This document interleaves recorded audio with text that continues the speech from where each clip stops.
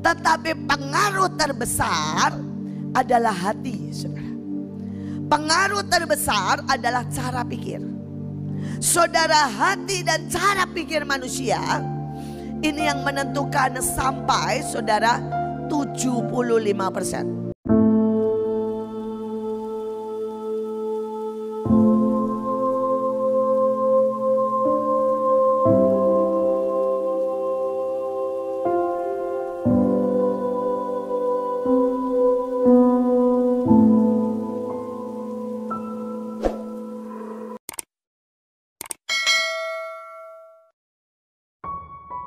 Mazmur 91. Dalam lindungan Allah.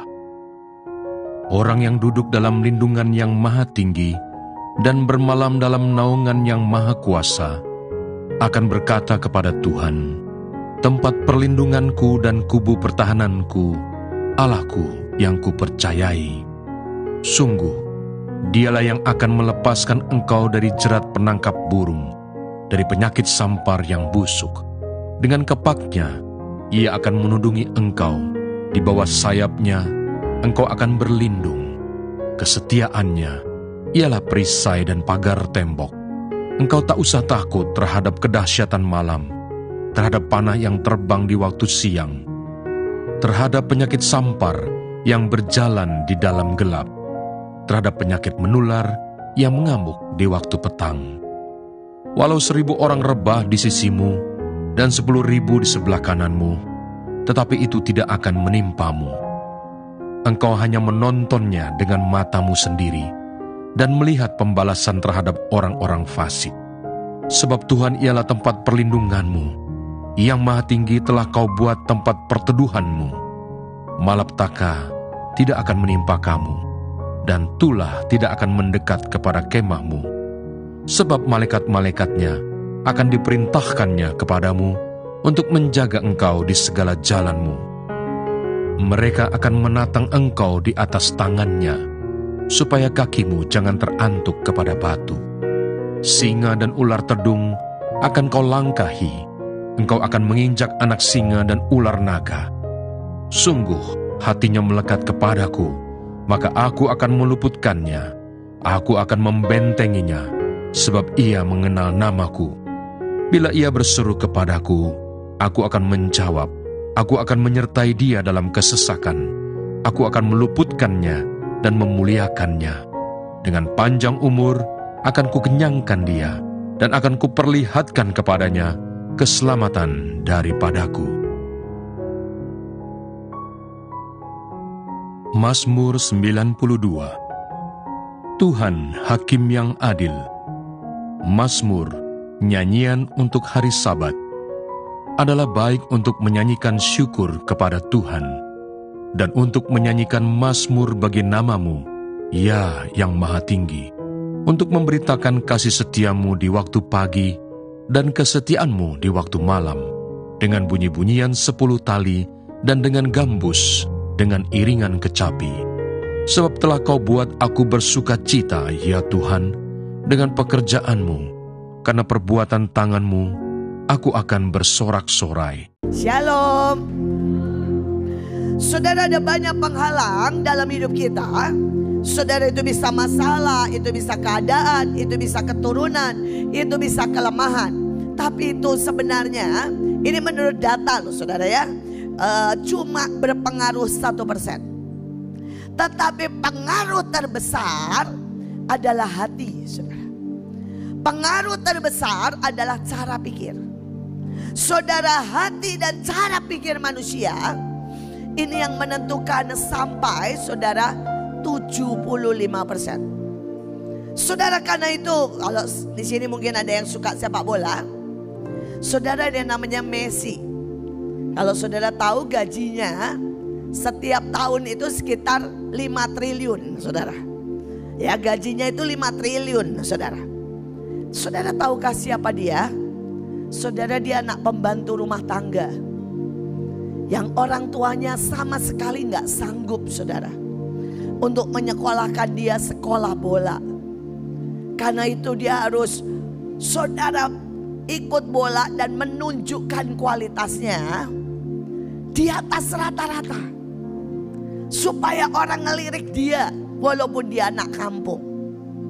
Saudara, yang kedua, Messi ini karena kurang gizi dan salah genetika. Jadi genetikanya udah salah, saudara. Maka dia lebih pendek dari semua orang. Saudara, dia kalau berdiri di sebelah Ronaldo, dia cuma segininya, saudara. Ini karena genetika. Dan semua pemain bola itu butuh yang tinggi, karena larinya cepat. Yang pendek larinya nggak bisa cepat. Tetapi itu tidak pernah menghalangi dia. Saudara, dia berkata tetap butuh yang pendek buat nyari bola, buat belusuk sana sini. Dan saudara, kita tahu Messi 4 kali berturut-turut menjadi pemain bola terbaik sedunia. Sekali lagi, kenapa ada orang yang bisa melewati semua blok, semua penghalang, tetapi ada orang yang begitu mudah menyerah? Itu tergantung hati dan pikiran. Saudara, ada lagi yang namanya Ronaldo. Saudara, dia adalah juga, saudara, gajinya mengerikan. Kurang lebih juga sama, triliun. Dan saudara tahu siapa dia? Dia anak pemabuk. Saudara, papanya tukang mabok. Tiap hari mabok, gak ada hari gak mabok. Sampai papanya tidak pernah bisa diajak ngomong. Mamanya kadang-kadang disiksa sama papanya. Saudara, dan itu membuat dia mengambil keputusan. Dia akan membela keluarganya. Dia kerja keras. Dan saudara, umur 12 tahun. Dia berkata sama keluarganya, aku pergi keluar kota karena di desanya gak ada sekolah bola. Dan dia bilang, pokoknya aku kerja sembari sekolah bola, supaya aku berhasil. Sampai orang bilang begini, saudara, tidak ada yang bisa menghentikan Ronaldo. Saudara tahu motonya, nothing is impossible. Saudara, motonya itu. Saudara, kemanapun dia bilang tidak ada yang mustahil bagi orang percaya. Saudara, dia seorang percaya dan dia bilang tidak ada yang mustahil bagi orang percaya.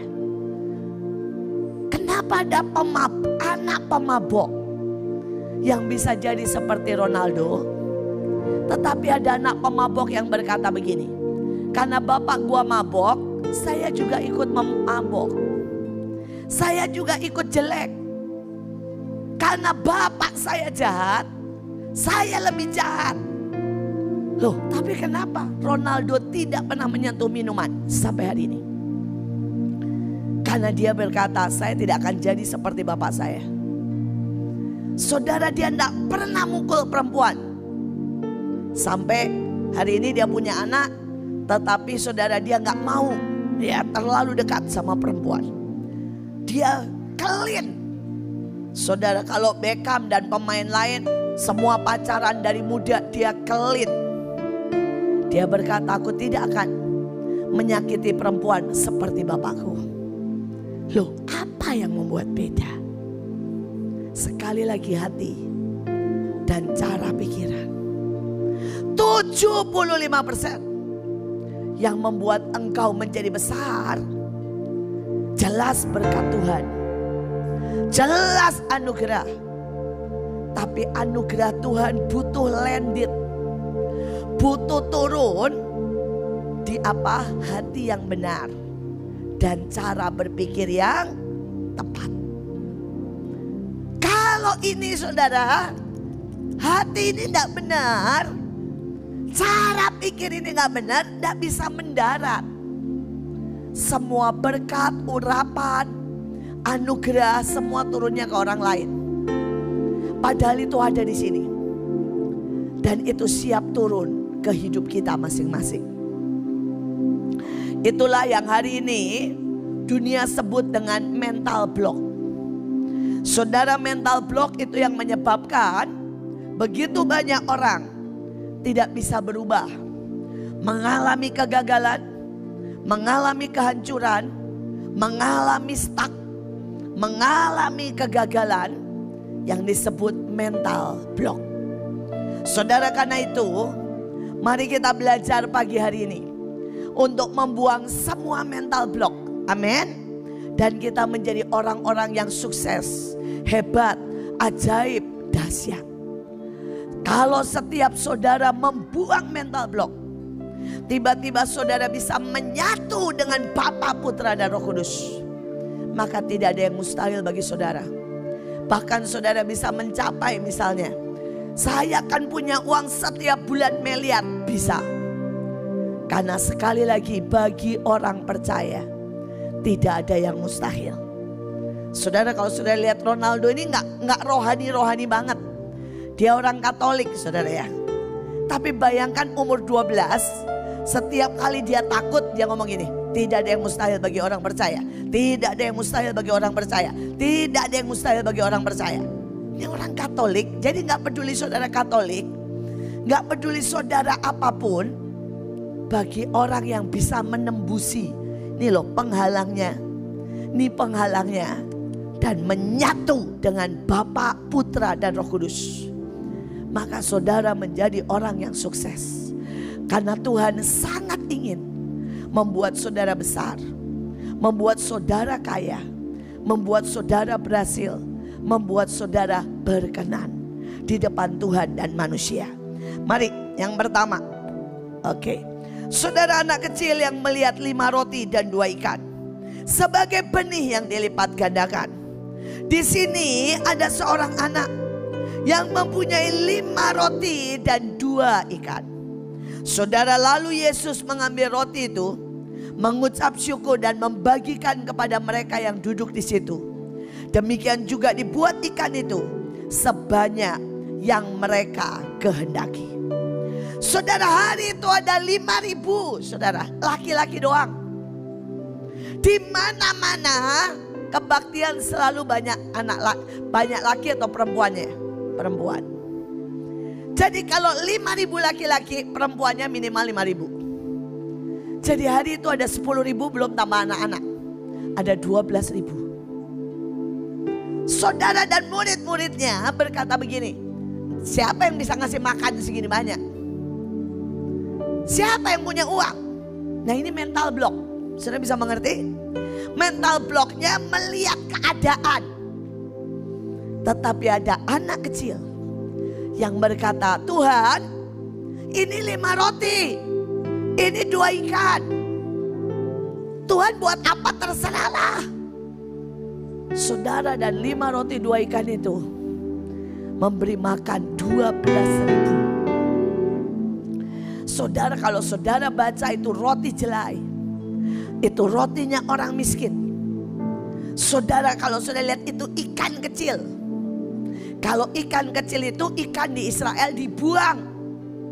Dan itu diambil di pinggir pantai. Sekali lagi, anak ini mungkin sangat miskin. Tapi dia punya mental yang free, yang bisa menyatu dengan Tuhan. Hari ini berapa banyak dari saudara yang berkata begini, saya enggak bisa ini, saya enggak bisa itu, saya ini cuma punya sedikit, saya cuma miskin. Dan itu mental block. Saudara, saya kenal seseorang, dia sangat miskin, tapi dia berkata, Tuhan, saya mengambil keputusan, setiap minggu saya bikin 10 nasi bungkus dan saya bagikan ke orang yang membutuhkan di jalan. Saudara, dia lakukan itu dalam setahun. Tiba-tiba dia mendapat kerjaan demi kerjaan sangat banyak. Tiba-tiba ada orang bilang, tolong Bu cariin rumah, tolong Bu cariin mobil. Saudara, hari ini dia punya rumah 2, punya mobil. Dan saudara, dia punya penghasilan puluhan juta. Dia berkata, kalau hari itu saya tidak mulai dengan membagi 10 nasi bungkus, hidup saya tidak pernah berubah. Saudara, saya sudah cerita berkali-kali. Hari itu saya untuk beli sate anak saya aja. Saudara, saya tidak bisa beli sate 10 itu tidak bisa. Saudara, hari itu Stephen umur 4 tahun. Dan dia pengen sate. Dan hari itu ada Joshua umur 3,5 tahun, 2,5. Saudara, dan dia juga mau sate. Saudara, saya beli 10 aja gak bisa. Akhirnya saya beli 5 sate. Buat mereka 2-2, 1 buat bapaknya. Saya makan, saudara, sama sayur aja. Tapi di dalam keadaan seperti itu Tuhan bilang, buka rumahmu, kasih mereka makan. Kalau saya punya mental block, saya akan berkata apa? Gak bisa. Orang saya aja gak punya duit kok. Bagaimana saya bisa kasih makan orang lain? Tapi hari itu saya berkata amin. Dan saya bilang, Tuhan, caranya bagaimana? Tuhan bilang, kamu pergi ke Goro, kamu pergi ke pasar pagi-pagi, minta semua barang yang dibuang, yang kedaluarsa. Saudara, saya ke Goro, saya ke pasar, semua barang yang dibuang. Saya pikir saya dapat 1 dus. Ternyata saya dapat 1 kontainer kira-kira. Saudara, itu bakul demi bakul, dos demi dos. Saudara, mereka bilang, ini Bu ada mie instan remek. Ini Bu ada beras yang sudah banyak kutunya. Ini Bu ada sayur ya, yang sudah rada-rada layu. Dan ketika saya kelola, saudara, saya cuci, saya bersihin, saya bisa memberi makan ribuan orang. Dan itulah awal Rumah Singgah. Sampai hari ini Tuhan berkati begini rupa. Berapa banyak dari saudara cuma dengar firman, tapi gak pernah berjalan. Hidupmu gak pernah berubah kalau saudara tidak keluar dari batas yang saudara lihat. Saya selalu punya prinsip memberi lebih dari kemampuanmu. Maka saudara menyediakan wadah sangat besar untuk berkat Tuhan. Ada orang-orang yang memberi sedikit dari yang dia punya. Ada orang-orang yang memberi lumayan dari yang dia punya. Tapi saya tantang saudara, kalau saudara mau keluar dari blok, mari memberi lebih dari kemampuanmu. Bukan dengan cara utang, tapi dengan berkata, ayo Tuhan, kalau saya perlu pergi ke pasar pagi-pagi, ayo. Kalau saya caranya mungkin dengan saya pagi pelayanan, saudara siang kerja, malam saya jadi full timer di tempat lain. Saudara lakukan. Itu memberi lebih dari kemampuanmu. Maka saudara tiba-tiba akan melihat hidupmu total berubah. Total berubah. Saudara, mari kita lihat yang kedua. Saudara, ini mental block yang kedua ya. Tadi yang pertama melihat keadaan, melihat kekurangan. Itu mental block yang pertama yang harus di-break. Saudara, yang kedua, hidup adalah Kristus, mati adalah keuntungan. Karena bagiku hidup adalah Kristus, mati adalah keuntungan. Saudara, ada banyak orang hidup buat dirinya. Dan itu mental block yang kedua. Saudara, kalau saudara ini hidup gini ya, perasaanku harus terjaga. Ya, saudara punya prinsip bahwa saya harga diriku. Kalau saudara mau hidup begini, yang aku suka, yang aku enak. Dan saudara mulai hidup buat apa? Makan. Saudara hidup buat apa? Masa depan. Saudara hidup buat apa? Buat saudara nanti kawin, punya anak. Saudara pasti ya, sangat sempit dan mendapat sangat sedikit. Tapi ketika saudara berkata hidup bagi Kristus, Saudara, semua fokusmu tidak tentang dirimu, tetapi fokusmu tentang siapa? Tuhan. Tiba-tiba kemampuanmu menjadi sangat besar. Saudara, tiba-tiba engkau tidak dibatasi oleh keadaan. Tiba-tiba engkau menjadi sangat-sangat ilahi. Dan engkau akan mengatasi segala keadaan dunia. Saya mulai belajar hidup bagi Kristus ketika saya umur 9 tahun. Saudara, hari itu Tuhan bilang sama saya, maukah kamu hidup bagiku? Singkat cerita saya bilang, ya Tuhan.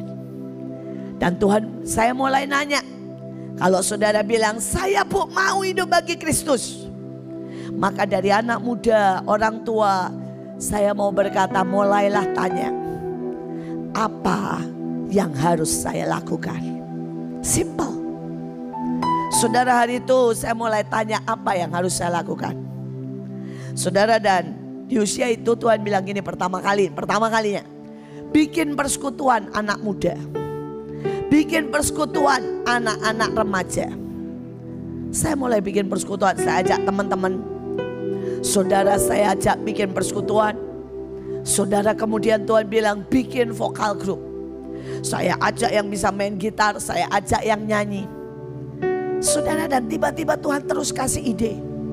Tuhan bilang, pakai vokal group ini bikin operet. Masuk ke sekolah-sekolah, tawarin. Saudara, tiba-tiba saya sudah di usia 10-11 tahun. Saya sudah bikin operet. Dan saya masuk ke seluruh sekolah saudara di Bandung. Saudara, hari itu terus berjalan. Sehingga tiba-tiba saya punya ide lebih besar.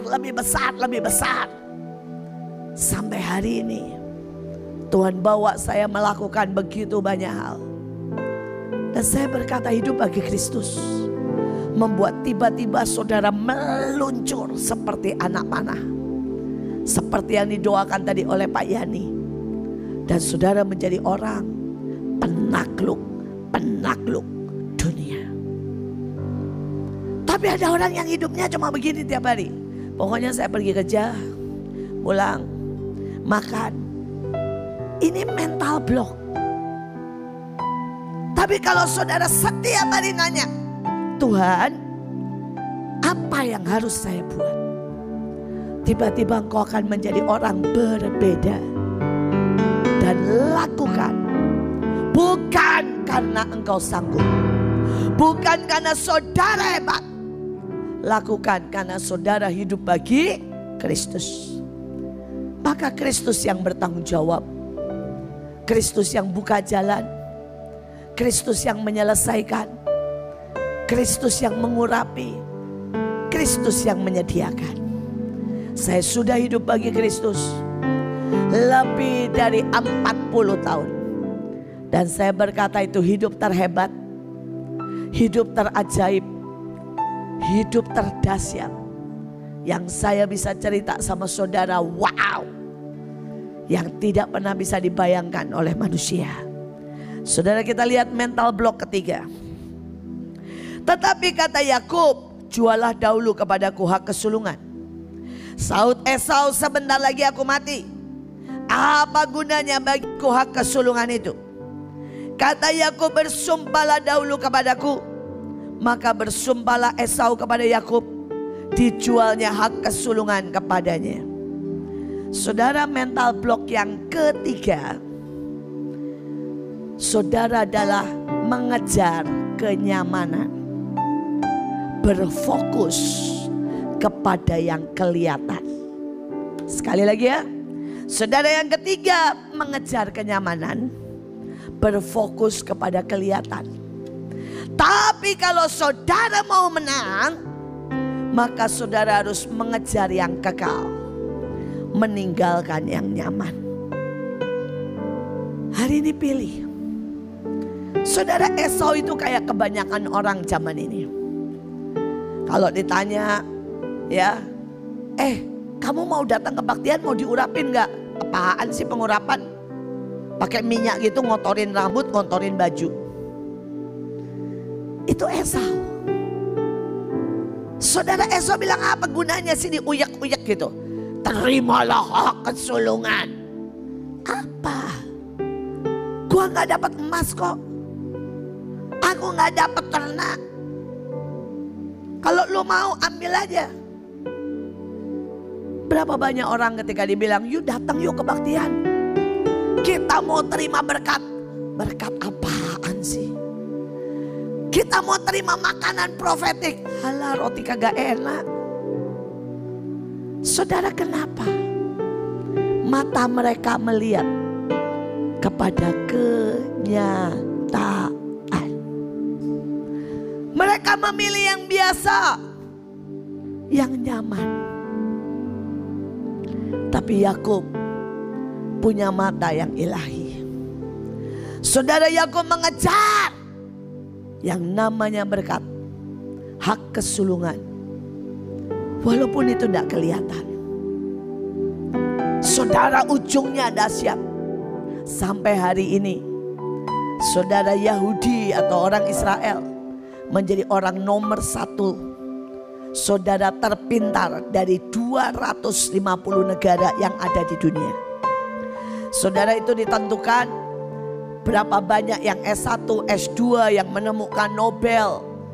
Dan mereka nomor 1. Tahukah saudara bahwa 80% orang kaya di seluruh dunia, termasuk Mark, Bill Gates, saudara, adalah keturunan orang Yahudi. Tahukah saudara yang menemukan berbagai barang dan keajaiban sampai mereka dapat Nobel, Einstein, Alva Edison, semua adalah orang Yahudi. Kalau saudara tanya dari mana? Dari berkat. Saudara, berkat, hak kesulungan. Mazmur 91.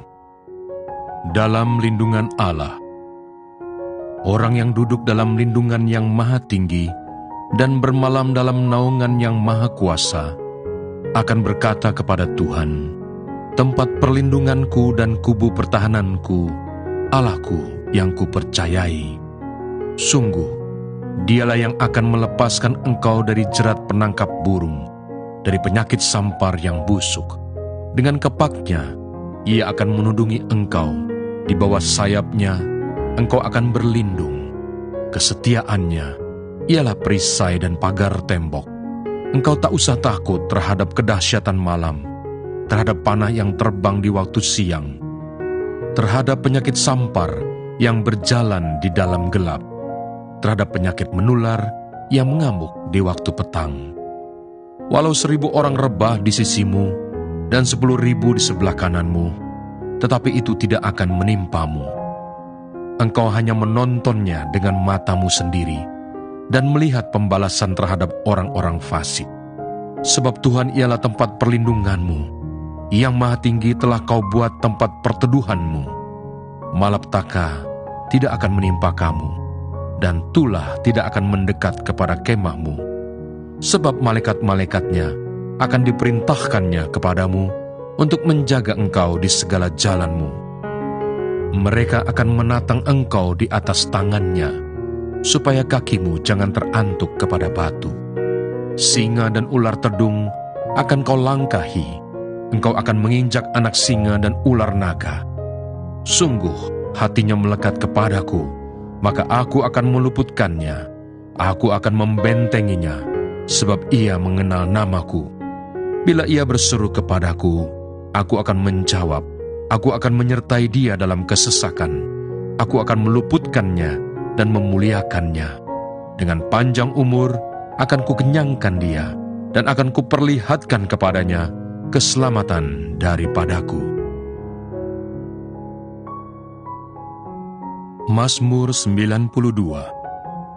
Tuhan Hakim yang adil.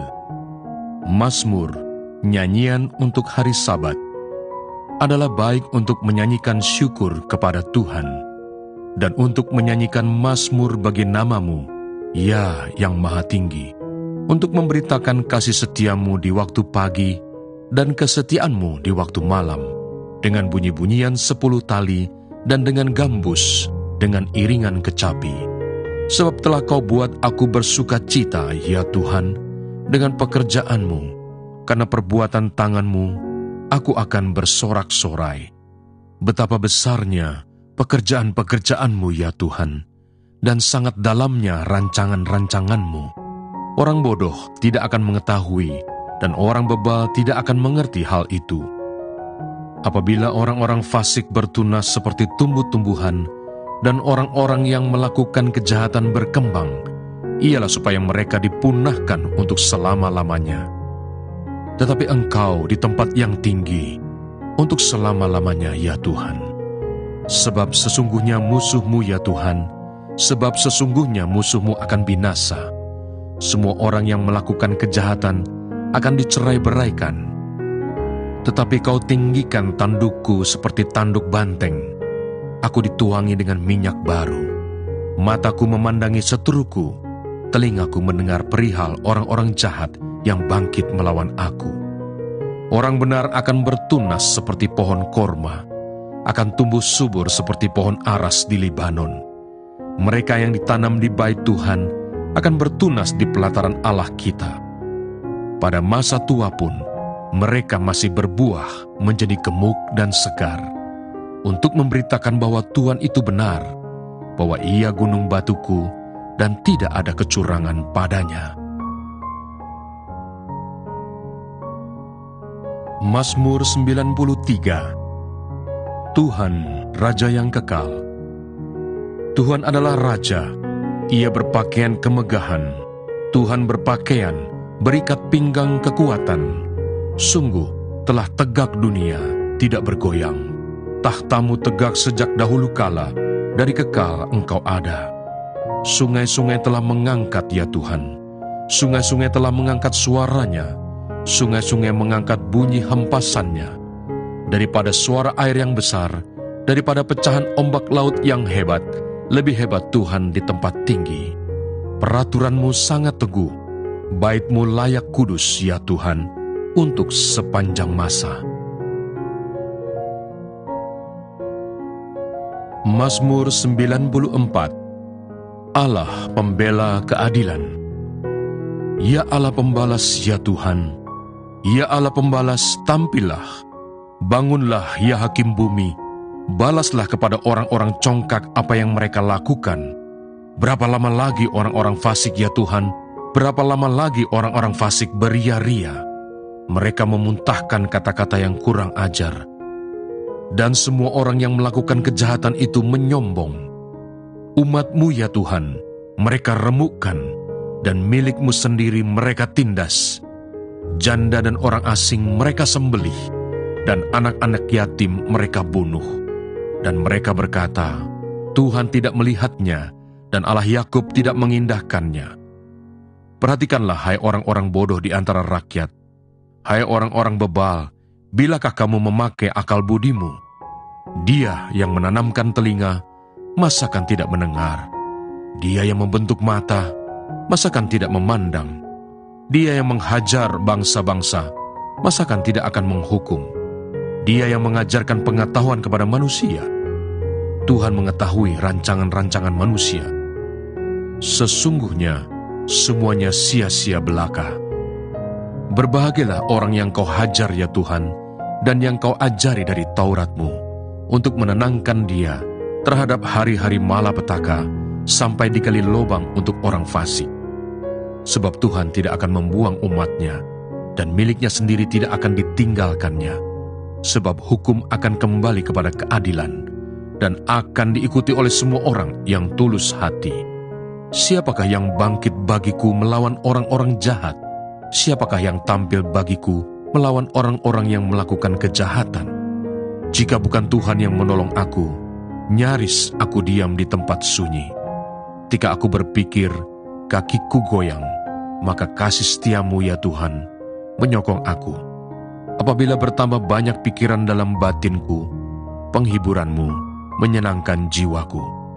Masakan bersekutu dengan Engkau tahta kebusukan yang merancangkan bencana berdasarkan ketetapan? Mereka bersekongkol melawan jiwa orang benar, dan menyatakan fasik darah orang yang tidak bersalah. Tetapi Tuhan adalah kota bentengku, dan Allahku adalah gunung batu perlindunganku. Ia akan membalas kepada mereka perbuatan jahat mereka, dan karena kejahatan mereka, Ia akan membinasakan mereka. Tuhan Allah kita